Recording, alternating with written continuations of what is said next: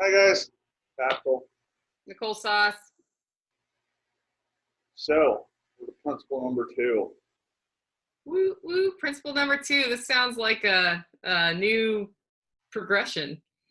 Yeah, I like this one because it's nice and simple. Yeah, I like it too. Yeah, less thinking slash talking, more doing. It's Everybody knows. oh, go ahead. Sorry. Yeah, Let's start over. I like totally fucked up from the beginning. okay. Let's redo this one.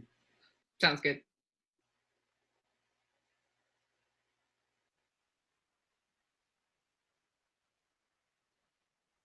Hi guys, Tactical. Nicole Sauce. Hi. So, we're principle number two. Woo woo. This is one of my favorite ones because it's nice and simple. Yeah, I like it too. Tactical. Less talking slash thinking, more doing. Everybody knows that guy that's like, when I fill in the blank, I'm gonna, whatever it is, just do it. So you mean like stop talking about what you're going to do? I'm gonna and start actually getting off your butt and doing something. Yeah, exactly. I I mean, like that. yeah, you sit there and you listen to some people, and there's like this criteria that they want to meet. Like, they need a certain amount of money, or they need a certain job, or they're waiting until they get married, or whatever the case is. To go do it. Yeah. The only thing stopping you is your own mental whatever it is. It's a little ironic that I sent you the Holler Homestead manifesto right before this because that was all thinking. Yeah, but the Holler Homestead is a thing. It is a thing. I'm not doing very well with manifesto number two, as you pointed out. Yeah, but my example for this one is you. What? Yeah, because I mean, there's been a lot of stuff like your podcast, Living Free in Tennessee, and Hollow Rose Coffee, the goats, the ducks, all the stuff that you do at your homestead. You don't sit here and try to analyze every little thing or wait for the certain criteria. See, I need this. So you go out, do enough analyzation to execute it, and then you just do it. And then, the hindsight 2020 part of this one to me is there are certain things that you'll come across that you start doing, and you're like, all right, reanalyze this. This needs to go away, or this isn't working, or whatever. But you're also the type of person too that if something needs to go away, it goes away. Yeah, by the way, the bees are going away. Bees are a perfect example. But there wasn't, this long drawn out thing with you. You're like, I gotta simplify. So on the flip end of it, stopping is the same as starting. You don't sit here and overanalyze everything, no end. Something needs to happen, so you just do it. Yeah. Yeah, I sent a text to my friend yesterday and he immediately was like, yes, I will take care of your bees as long as I can do it at my place. And I was like, great. He said, can I come and get them in the spring instead of right now? And I said, they need to be winterized. So he's going to come out and winterize them. It works. I was like, I don't have to be here for that. If I'm here, I'll help. But the reason I need them out of my life because my life needs to be simplified and they're taking time. Yeah. So, yeah, my favorite advertising slogan of all time, I was just telling you, is just do it from Nike. Because I see so many, it breaks my heart. So many people telling me things like, when X happens, when I finally finish college, I can go earn money. And then they get there and then they say, okay, when I finish my master's degree, I can go earn money because I'm not getting a good job now. And then they finish that and then they get a PhD. I have a lot of PhD friends who are baristas at Starbucks. Yeah. And they could have done that anytime and poured their energy, and most of them are creatively oriented, so musicians or actors could have done that out of the chute, no acting school, and started pursuing a life in theater or a life in music. So it's, as a person with a very useful music degree, I'm glad I got it. I learned a lot, and that's what I got out of it. I learned some great skills, but it did not get me a job. Yeah. And I mean, there's people in college that are still out there making money. They're not waiting until they get out of college. Right. I actually know a guy, his son was getting ready to go to college, and he decided to start his own company to pay his way through college. And about halfway through, this was like back in the 90s, and about halfway through college, he dropped out of college because he couldn't go to college and run the business that he started. He chose the business. Right. So he was a college dropout, sold the company for God knows how much money. Hopefully a lot. And then had people fighting over him to hire him. Yeah. One company that he actually started working for, got into a bidding war with another company over a college dropout, and they eventually had to offer him the presidency of the company, so they lost the bidding war. But the dude, he went out and he did stuff, He didn't wait till he graduated college. And, Wait, here's a question, just to throw a little fly in your ointment. It seems like sometimes it does make sense to wait to start something. So how do you know the difference of it does make sense to wait versus I need to start right now?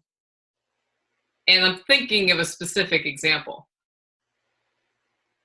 I'm thinking of several specific examples. Yeah. And for me, I mean, obviously, if you're just graduating high school and you don't have a job yet, you shouldn't be investing in Bitcoin. You should be saving your money. So that's not an example of just do it. That's an example of you have other priorities that you need to achieve first. Okay. There's some things with my business that I would love to start doing, but I have other commitments. And until those commitments are fulfilled, I have to wait. Yeah, you were the example I'm thinking of. Like, you could just do it. And I tried to just do it, and it didn't work. You could just do it, but you can't just do it the way you want to while you're doing what you do now professionally. And you could quit what you're doing professionally, right? In 9 months? I could. You could. Would it be really stupid? Yes, it would. I will lose an excessive amount of money if I quit in 9 months. Yeah. So sometimes you're like, you know what? This is my timeline of just doing it. And what I can do today to start is a weekly video. Exactly. And rather than doing the whole vision, I'm going to start with this and do that and have that under my belt so that on this timeline, when I can launch bigger, A, I've developed some new skills, and B, I can actually dedicate the mental energy to it. Yeah. So and it's I definitely am a good example, because when I first started this, I definitely overcommitted. Yeah.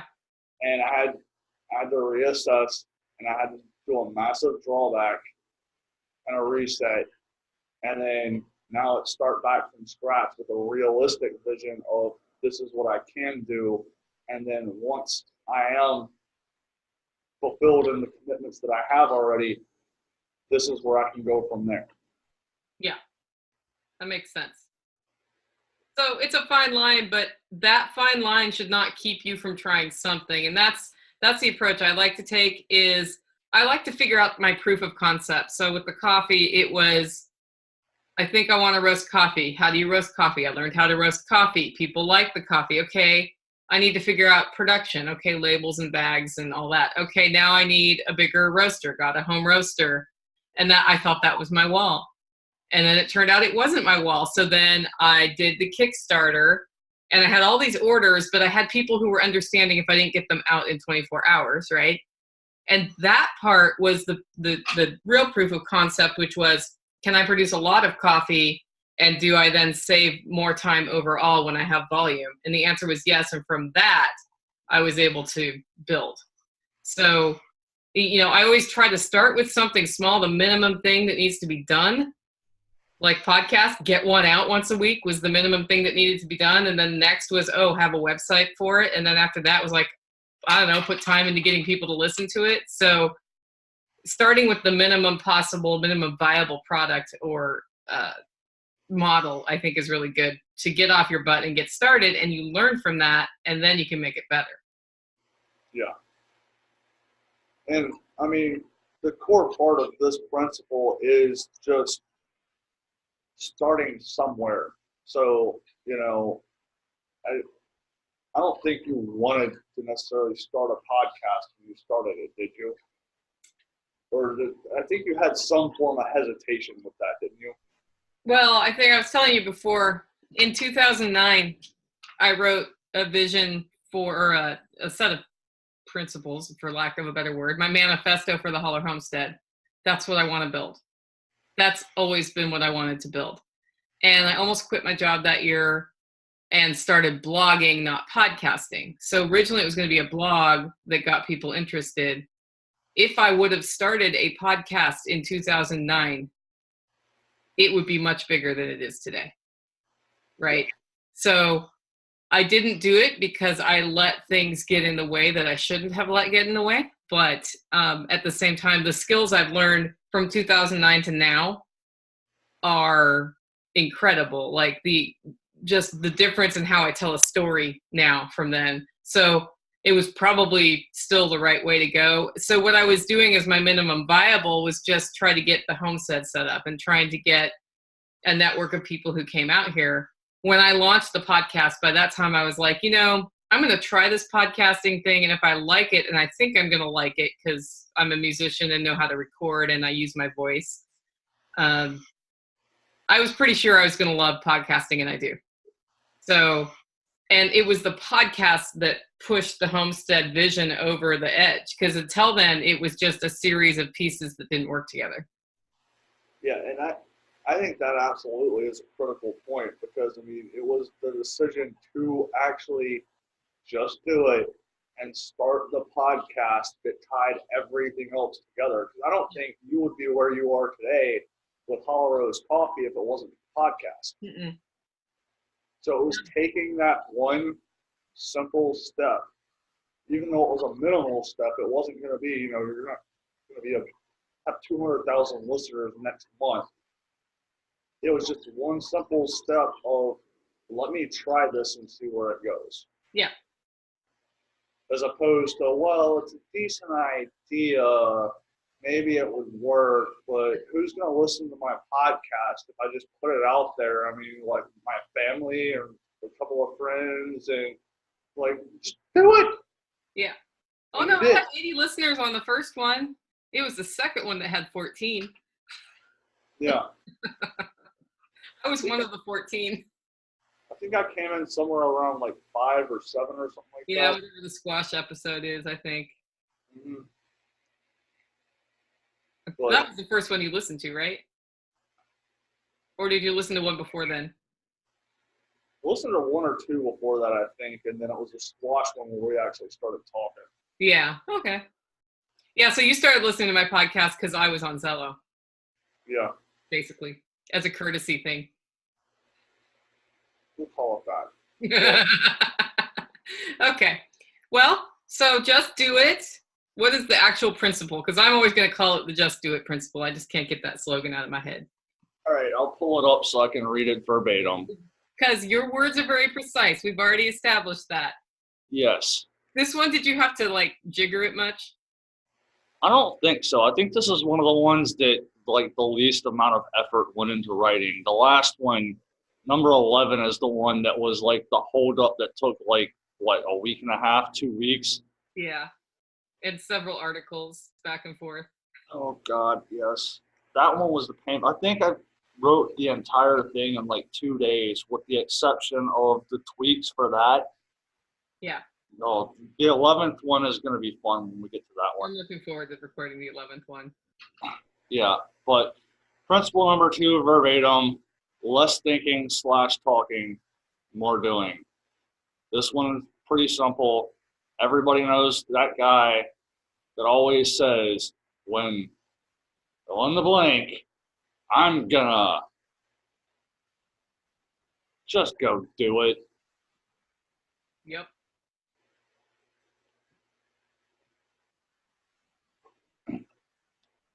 So, yep, I think that pretty much sums that one up. Yeah, that one's not hard. You know. So, anyway, I guess until the next one.